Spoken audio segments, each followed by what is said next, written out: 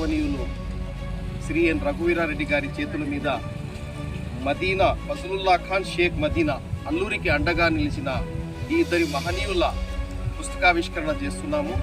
ఈ పుస్తకావిష్కరణ ముఖ్య ఉద్దేశం మనమందరము ఒకే కుటుంబము, హిందువులు, ముస్లింలు, క్రైస్తవులు ఎవరైనా ఒకే కుటుంబము.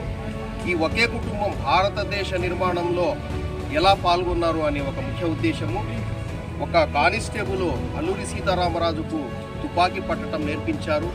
మరి షేక్ ఫజలుల్లా ఖాన్ అనే ఆయన ఈరోజు కూడా ఫజలుల్లా బాద్ అని చెప్పేసి ఊరి పేరును అక్కడ స్థానికులు పెట్టారు.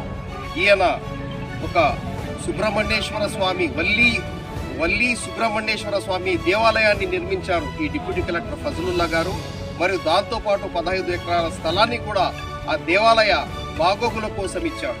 ఇలా మనమందరము హిందువులు, ముస్లింలు ప్రతి ఒక్కరూ ఒక కుటుంబంలో ఉండి మన భారతదేశ నిర్మాణం కోసం ముందుకు రావాలి. దీని ఉద్దేశం ఈ యొక్క పుస్తక నిర్మాణం, ఈ యొక్క పుస్తక ఆవిష్కరణ కూడా దీనికోసమే చేస్తున్నాం. జై హింద్, మేరా భారత్ మహాన్.